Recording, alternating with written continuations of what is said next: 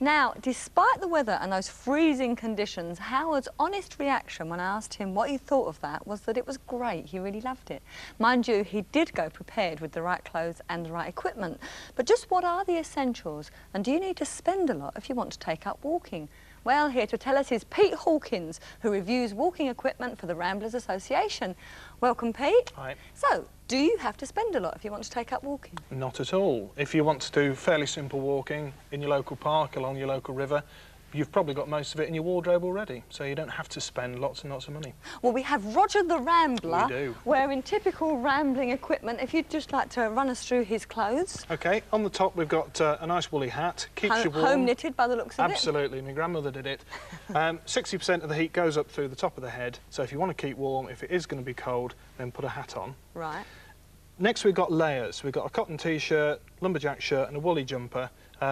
The more layers you've got, the better it is, because you can trap the heat in there. If you get too hot, take a layer off. If you get cold, put it back on again. Right. If you've only got a thick jumper and a t-shirt, say, take the thick jumper off and you get cold very quickly. So the more layers of thinner stuff, the better. Good point. On the bottom, we've got cords, normal sort of trousers. The only thing to avoid are jeans. Jeans. Oh, you're joking? Yeah, sorry, I have to leave them behind, because when they get wet, they let the wind through, they get very cold, very uncomfortable, and people have been known to die of hypothermia, not in your local park, but if they go up on serious, it is a bit extreme, but if you go up on the mountains in jeans, people have been known to die because they get cold very quickly. They don't keep the heat in at all. So ordinary cords, nothing wrong with those at all. And I see a pair of gloves he sensibly, his Roger the Rambler has in his pockets. Yep, Grandma knitted these as well. Lovely pair of woolly gloves. They get a bit itchy when they get wet, but they keep the warmth in. So well, thank goodness for nothing Grandma. wrong with those. Presumably the thing that you do have to spend money on, though, because as you say, this could come out of your own wardrobe. You have to spend money on boots, I would have thought, and you've brought a collection here. Run us through them. What sort of things should we be looking at? What sort of money would we be spending? Well, down your local high street, you're very likely to come across a pair of boots that look like this. Yeah, they look fine. Cost about £18. Good price. Good price, you might think, but what you've got to realise that is the cheaper boot you buy, the less you're getting, right. the less quality you're getting. First of all, if you're looking for a pair of boots, they've got to be comfortable, and these are light, so they're probably fairly comfortable. You need a pair of boots with a good grip. The grip is more fashionable than anything else. So look carefully at the grip. The other thing to think about, if you were walking up where Howard was walking, very rocky, very rough, Ow. and those boots will bend very easily. And so could your ankle, possibly. And so could the ankle, so could your foot. So you can cause yourself a great deal of problems if you're wearing the wrong sort of boots. You're going for cheap boots rather than aiming up price-wise. What's the extreme then? Well, right at the top end is you've got these mountain boots. These are 4-season, they'll see you through the winter quite well. These are about 4 or 5 years old, see me through every winter. How much are they? These are about £140. Ooh. Fairly cheap as far as all-weather mountain boots are concerned. Are they worth it? What do you get for your money in comparison to the 18 quid ones? You get very high-quality boot here. It's very well made. It's very waterproof.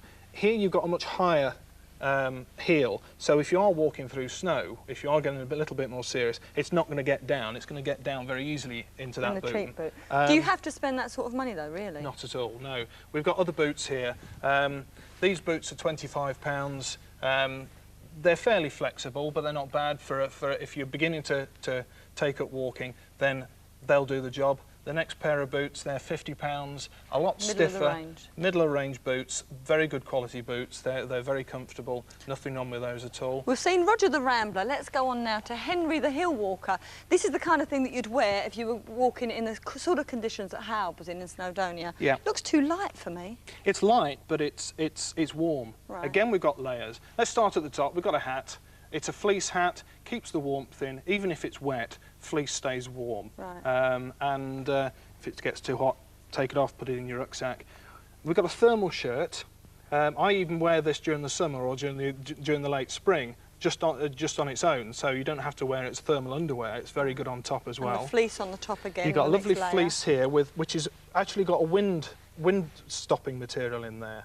It'll keep the wind out. Most fleeces don't have that. They'll let the wind through. So you'd get that in a specialist shop, presumably? This is about £100, this fleece, where most are about £50. Right. But it's also, because it has got the windproof material in, it does keep showers out as well, so it does stay fairly dry, even keeps you dry on the inside even when it's raining.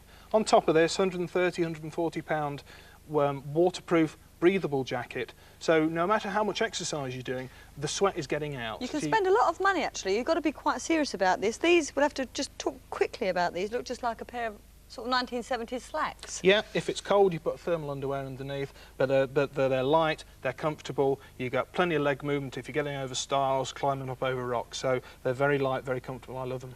So if someone wanted to take up walking, whether it be rambling or hill walking, what should they do? First of all, decide where you want to walk. Most people start simple and then build up. Then go into your local outdoor shop and ask lots of questions. And if you're getting a very vague look from the shop assistant, go elsewhere, because you need to go into a shop where people live, eat and breathe the outdoors. Pete, thank you very, very much. And if you're interested in anything in today's show, details of how to find out more are in our action pack. It covers all the topics in all 20 of our programmes and includes details of centres to contact for personal advice on learning more. To order the Leisure Hour action pack by credit card, you can call 0990 118890. That's 0990 118890. And packs cost £5.